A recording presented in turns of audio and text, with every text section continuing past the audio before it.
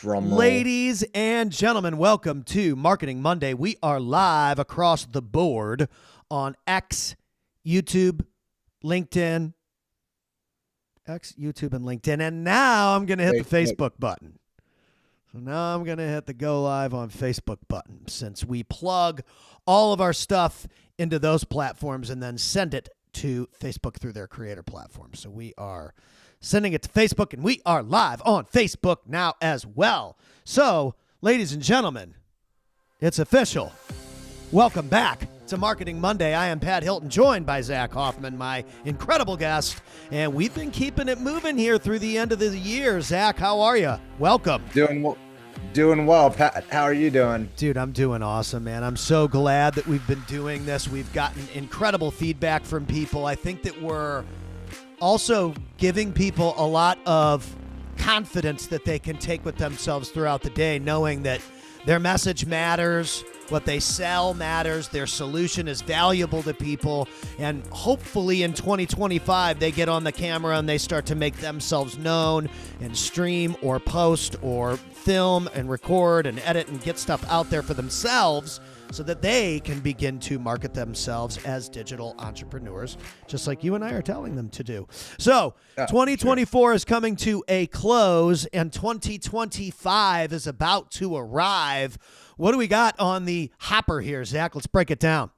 Well, so as we were talking offline about things going into the new year that are carrying forward from 2024, I mean, look, we got to cover AI-powered marketing, just where AI is going, because there's so many haters when AI first lit up the marketplace. Yeah, why do people hate AI so much? It's like, dude, all it is a tool. We'll talk about it a bit more. Then the creator economy continuing to expand, looking at a game a little more localized, nicheized, just a lot of ways for, the creator economy to continue to expand. Short form and snackable content, and the human attention span just continues to get smaller and smaller. So taking that short form and snackable content is getting huge. Interactive and immersive experiences. I experienced some over the holiday break, but I think taking that online is going to get cooler as we go forward, but might not be there yet. Videos and live streaming going to be a huge trend as we continue to do this. And I think everything with technology, bandwidth is pointing to this, North Star on that and allowing things to happen. They're saying email marketing might see a resurgence, and then gamification and rewards. So I think the common thread we got there is a lot of community building online digitally, and just like the hyper speed of technology right now, allowing for all this live streaming video content to get out there. But yeah, I say we start with AI powered marketing, just AI in general, as to where it's taken us in 2024 and what we've, when it first got introduced, man, just how many people were like, oh no, there's no way AI can do this or that, or you can't be trying to figure that. It was just like, why so many haters on just and again, with anything, it's like, if they made, I remember there was a shoe that came out when I was a kid, a long time ago, and the shoe was called a Predator shoe. The shoes were called Predators. They were soccer shoes, and they had these little, like if the shoe was like this, they had these little fins on the outside, like these little rivets, so that if you hit the ball with the edge of your foot, it would add spin to the ball.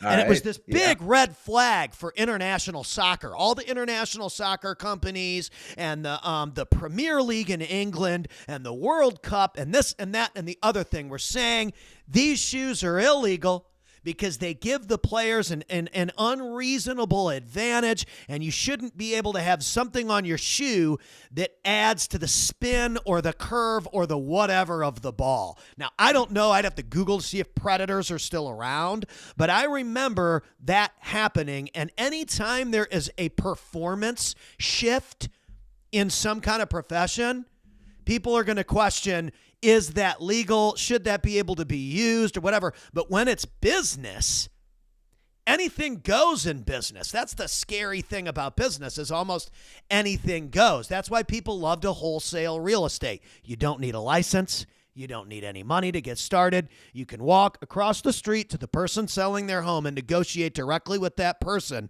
and then sell that contract to another end buyer.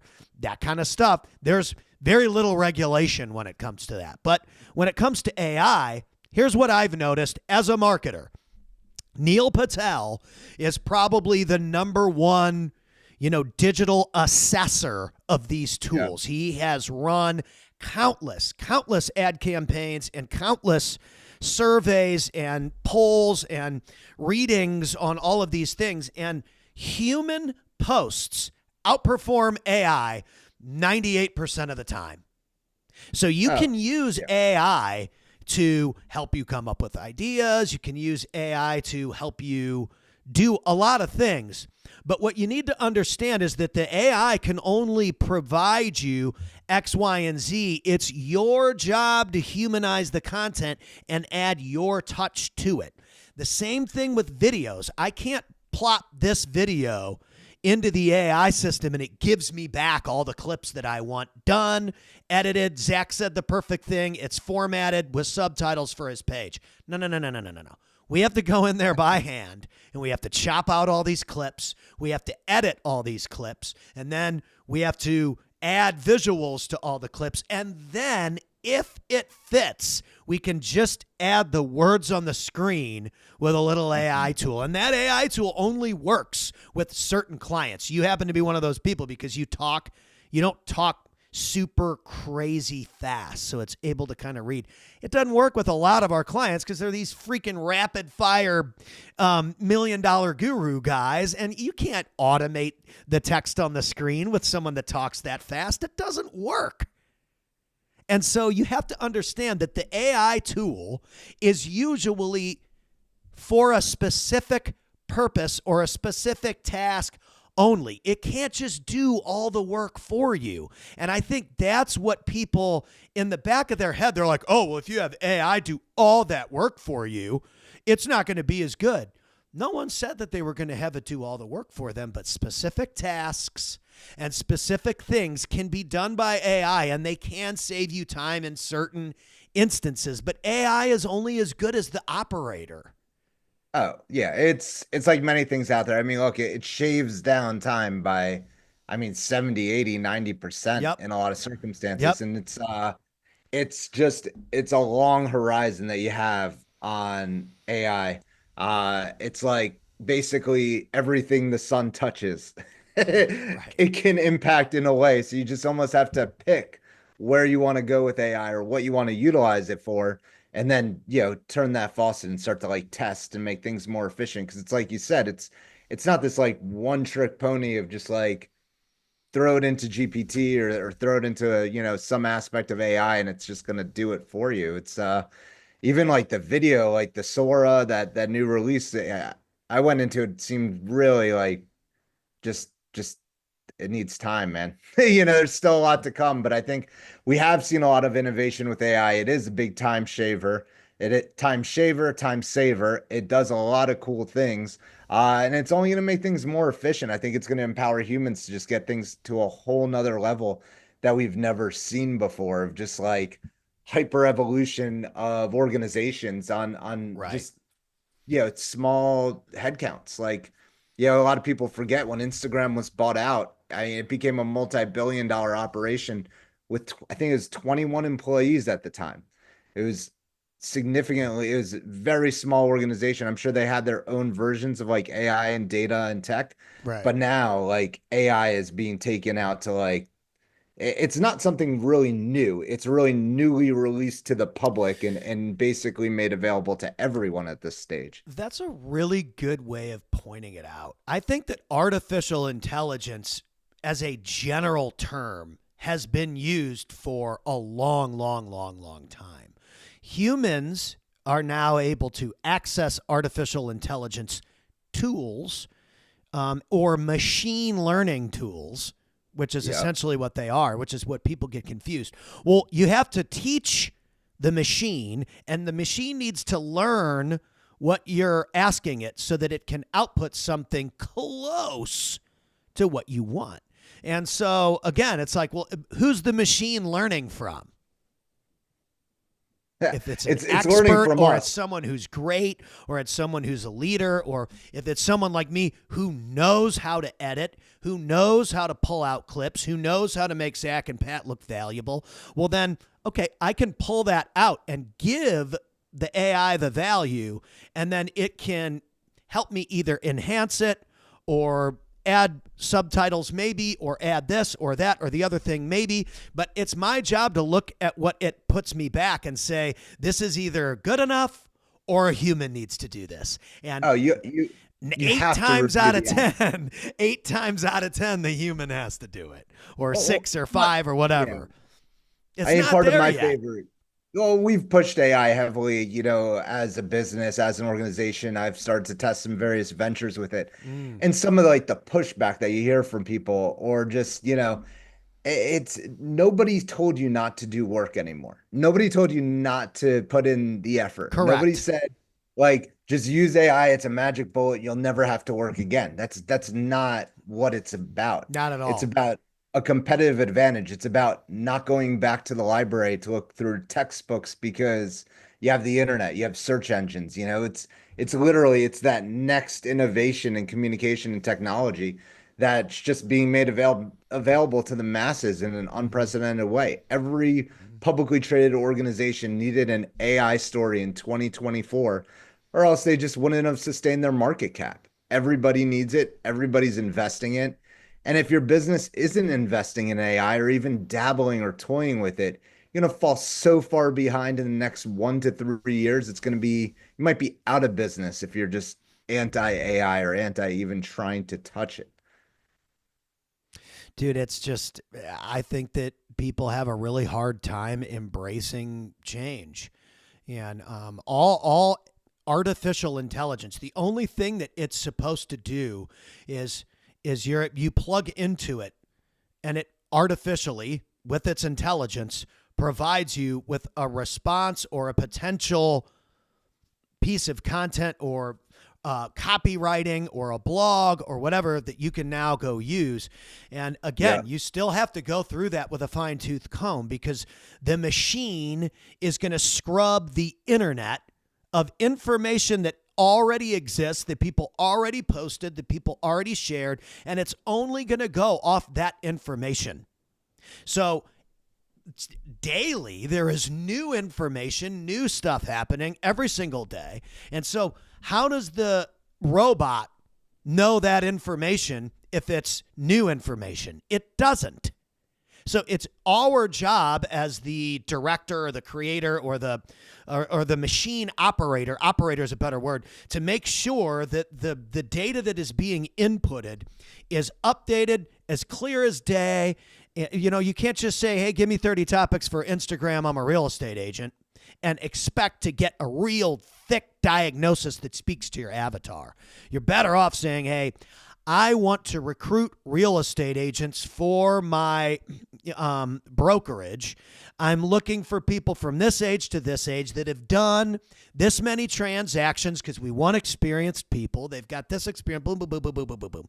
What are some video topics that I can use to potentially speak to those people? And then you got to look at the video topics and say, does this need to be edited by my human brain? I think people just want to input something and expect, oh, this is great.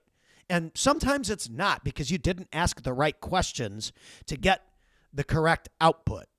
Oh, it's all about the prompts, the variables, the data that you put in, even reprompting, the answers that you see. Like prompting is like the new search. It's the new prompting for people that don't know is just it's the new aspect of searching. Like when you're Mm-hmm. searching on Google or searching on the search engines or searching on the voice, that's a search. What a prompt is actually prompting AI to give you a response or some details regarding any topic or situation that you want more information on. Well, like for you, for instance, if your clients are mainly attorneys, you want to speak to mainly attorneys. Well, okay. Well, what are my potential attorney clients? Not only the ones that you have, but the ones that you want to see you. Yeah. What are they watching on Instagram? Well, they're probably watching other lawyers talk about the cases that they get, or the settlement that they received or X, Y, or Z, and they want to hire a winner. Yeah. Okay, well, what are some of the things that we can provide to our clients that are attorneys that they can talk about on video so that when someone goes to their Instagram page, they see this person talking in a way that says, you can trust me. We get the results. We understand what you're going through. Call us for a free consultation. We'd love to be there for you in this tough time. We want you to understand that we've helped people in your situation. And I think I know that the AI cannot just get out a camera and film itself for you and present that to your customers. You have to do it for you. And this is where, in my opinion, CEOs and the operator or the business owner get held up. People want to talk to the business owner. For sure. They want to get to know the person that runs the company or the business or whatever. And again, as we've discussed here, this is what Gary Vaynerchuk is so great at. He's been doing lives like this for years.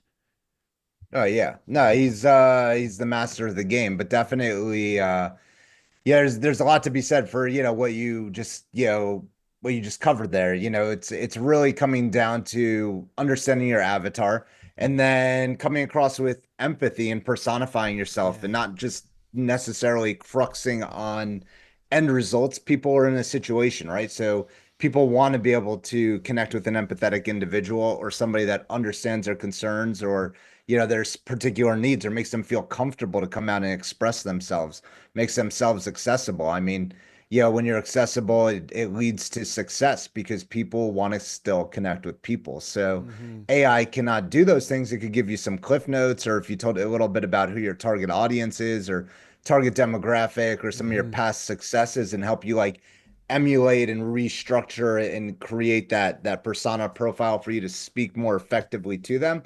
But it can't create that human emotion or that empathetic reach that people are seeking out there. People want that human connection. They continue to seek it. It's we're in a hyper connected world, but we're so all disconnected in a lot of ways. It's very and yeah, totally. And I think that the way people connect in 2025 is through these conversations. And I said this before weeks and weeks and weeks ago when we saw what happened at the beginning of November with the election. And now we're seeing how people are promoting themselves going into next year. And we're seeing how people are using these long form conversations to chop up and post on their social media.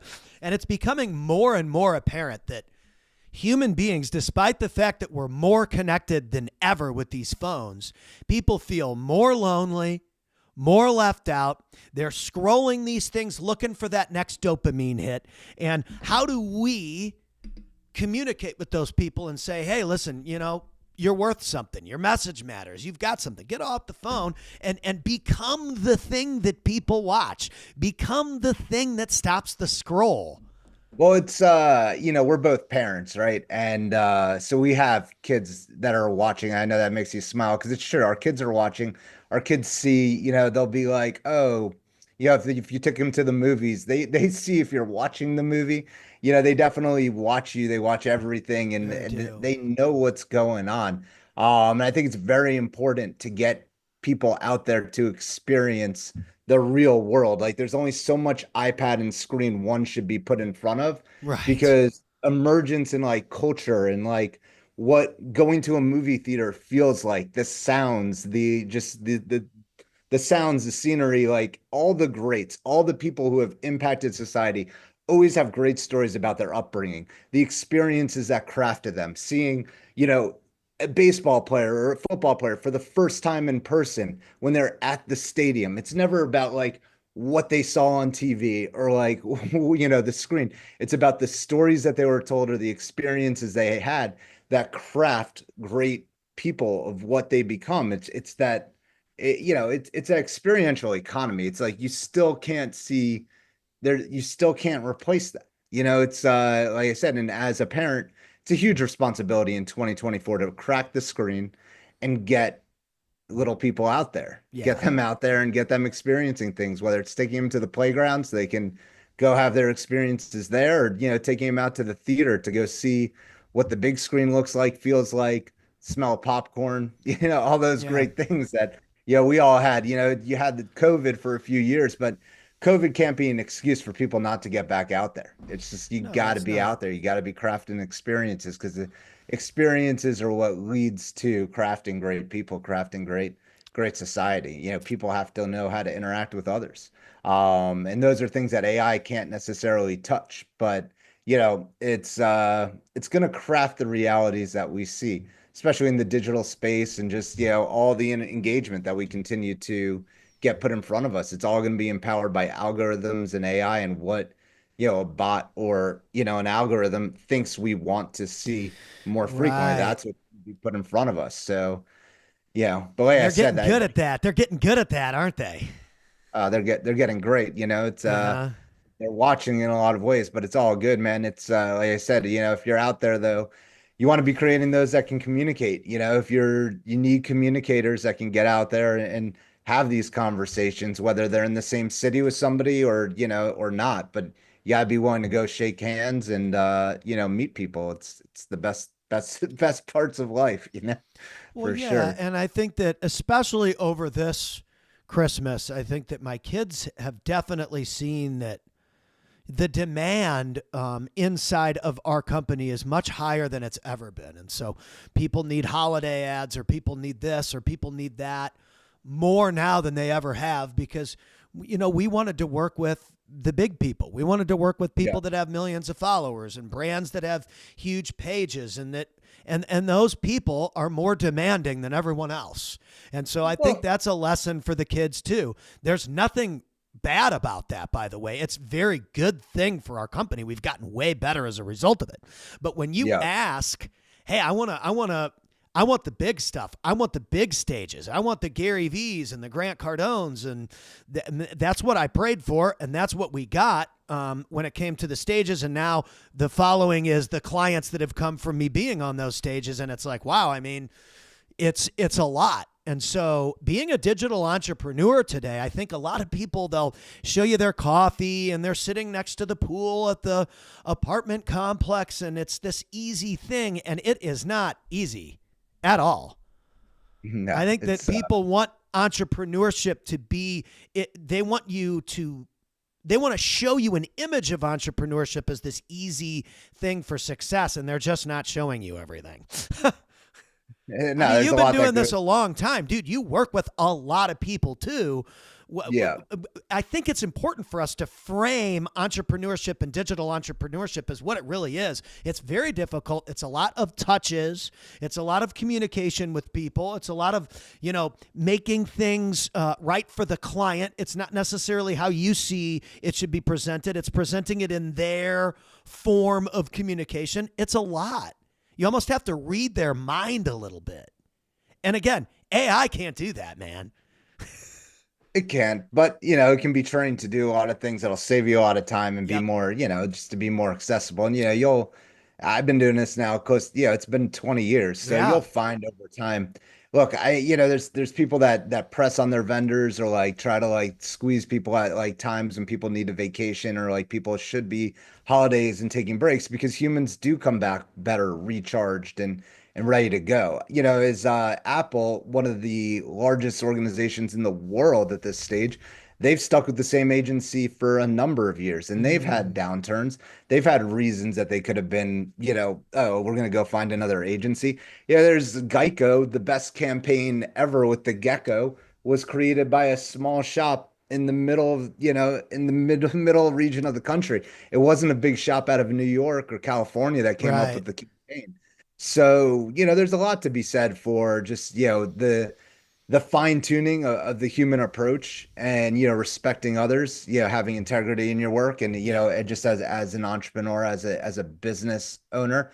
And, when it comes to success, I mean, those are, key things that, people, I think, sometimes throw out the window, which is not what they should be doing. I mean, I think your integrity, your base, your ability to stick to your core ethics is very critical in business. And I think like that slips on some people, and they have to remember that that you're dealing with humans too. At the end of the day, so yeah, we've all had those situations, Pat, but I definitely think, as you all continue to grow, you'll start to see what's worth it or what's not worth it. And yeah, you do need time to sharpen the axe. You do Hmm. need probably a rest of 72 hours or more where you just Yeah. necessarily don't necessarily think about the business for a minute because Right. you come back with that much of better ideas. But yeah, For now, we anyhow. just got to grind it out.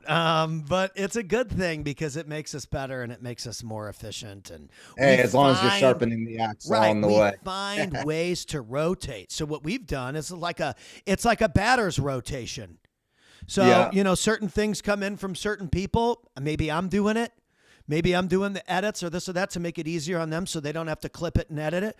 This comes in from this person. And so I think that stepping in and helping hands on with your team helps Yeah. empower them to say, oh, okay, well, I mean, it's like the CEO clearly knows how to clip, edit, do the visuals and post by himself or this company It's wouldn't exist. So, yeah, how do we take his style and streamline it and make it more efficient? And the guys are way better than me now at certain aspects of that process, by the way, yeah. clearly. So how do we get people to just focus on their strengths? This one guy is just the best visual editor in our company. If I can clip something like out of this, if I get him a good clip and I make a quick edit, he can add visuals that look way better than mine. So you Mhm. got to kind of figure out what is the most efficient task for this person. What are they the best at? What I'm not as good at him at that. He's going to make Oh, it look all okay. shit flying all over the screen and stuff. I can add words and I can do it. I trained him to do that better than me. So Yeah. that's his efficiency. So I'd rather have him do 10 of those and none of the other thing because we're going to get 10 of the best ones. Yeah, I mean, it goes back to strengths and really like fine tuning different aspects. And even like I said, where started on this conversation about AI being this like secret one shot, like can do anything I and everything. wish. It's not just an easy button. There's Man, a I wish I could long, just hit a button. It doesn't. That button doesn't exist yet. By the way, folks, no, I there's would have already bought it. It's not there yet. the button will probably never exist. I mean, there'll Whoa. always be an opportunity for a competitive edge or like, some way to tweak something to just Mhm. get that extra something that you need.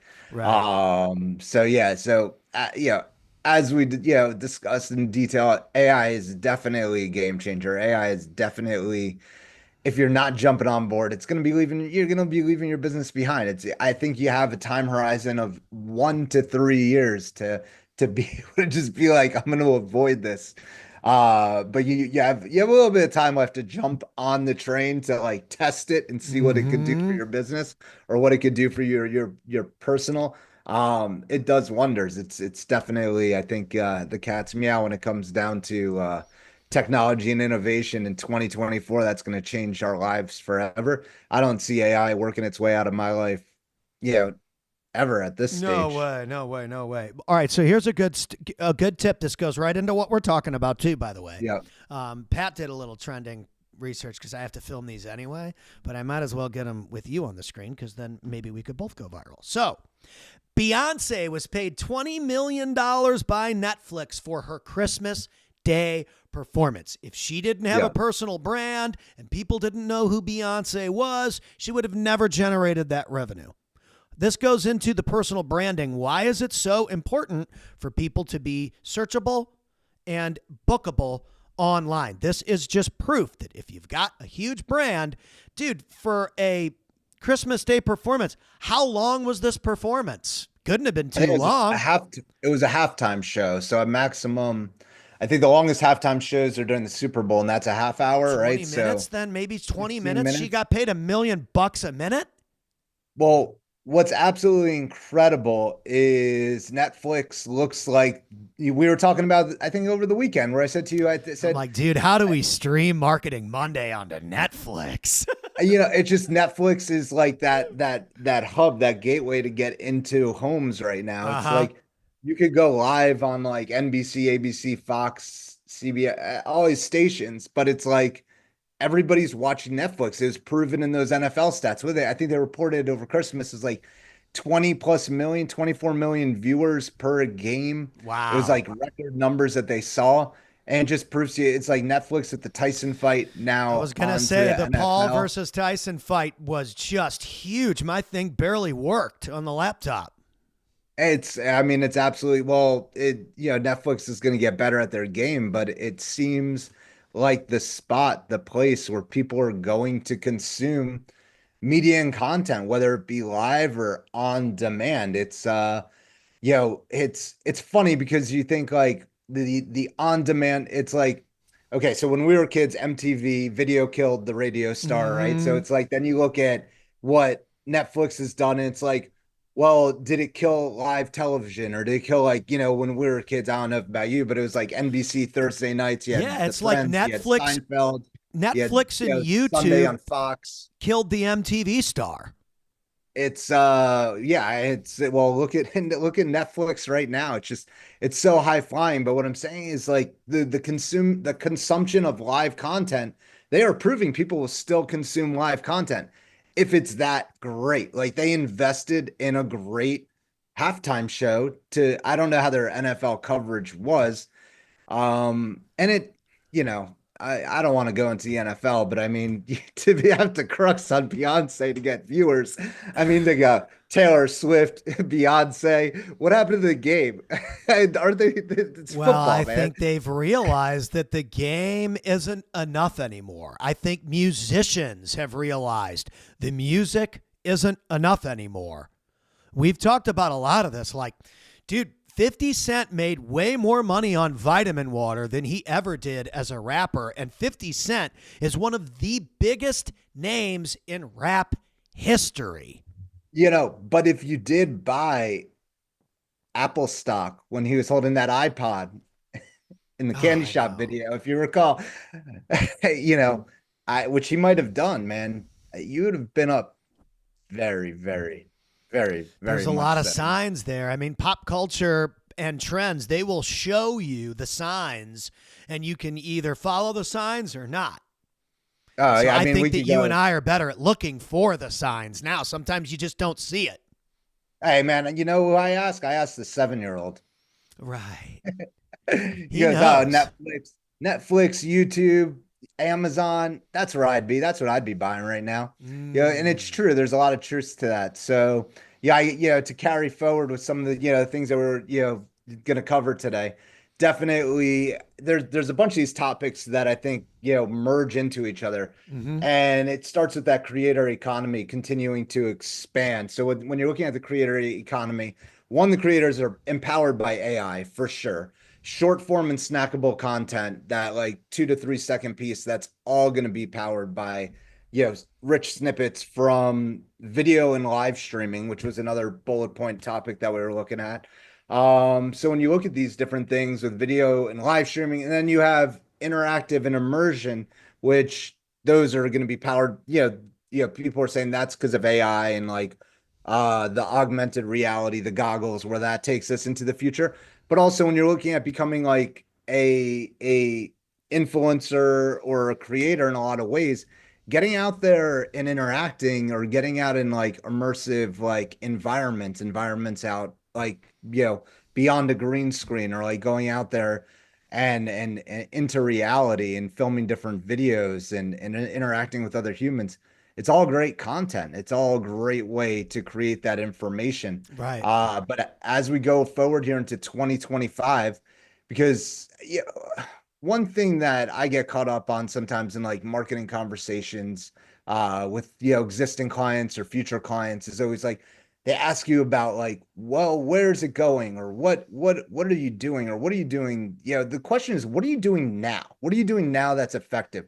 What could you double down or triple down on that you see inklings of what, interactions or, hyper flying numbers increasing, that's working right now? Don't worry about like what's going to work in like 18 months, 24 months, 36 months. Like, yes, worry about it slightly, craft your information and content to it. But what happens in a year to 3 years does not pay the bills today, right? I So think that I love that you're saying this. I think it is very important to look ahead and think about what you're capable of and to like become someone who is capable of getting specific results. I mean, you and I are constantly trying to grow. We do these yeah, conversations. I think that where we're at now with these, I mean, now look, we're going 35, 40 minutes. Before it was like, let's just see if we can get 15 minutes and see how it feels. I was like, how do I even get this Facebook streamer thing to even work as a completely different program because you can't do third party with it's like, dude, yeah, we want to become better. We see this vision down the line, but you have to become those things in the moment and get better so that you can be ready to get those results 2 or 3 years from now. It starts today. I think people overlook today for one day I'll do that. One day I'll get there. One day I'll be happy. It's like, dude, you got to make those decisions now. yeah, you have to start fine tuning your craft like immediately. I told you I listened to a podcast last night. I've become, since I've been doing a lot more like live video format or like we have clients podcasting, I'm becoming much more a student of podcasting. But what is great about it is I'm hearing these conversations with people that I don't think would have ever sat down for a 30-minute or an hour long or 2 hour long conversation to become that immersed like deep in the conversation to reveal these like great answers that they have. I told you I listened to Modern Wisdom with Matthew McConaughey last night. And you talk about a star, like an actor that's made it to the highest of levels and achieved great things. And the secrets he reveals of like how he looks at life and just like how he just I guess like evaluates what has actually happened in his life and works to reprogram forward. Essentially, he was talking about how a lot of people always like they look at the bad situations in their life and how they like got into them or what happened. He says he captures the great moments in life and how to get those in a bottle and how does he create more of those situations. And that's what he Mm. focuses a lot of his time and energy on is the positive aspects of things. And also just, it's like I said, it's a deep form conversation. Traditional media, the format of like 60 minutes or 60 minutes, they had to cram what they have to cram 5 interviews into a show that Right. I don't think it's still 60 minutes. I think it goes about 2 hours.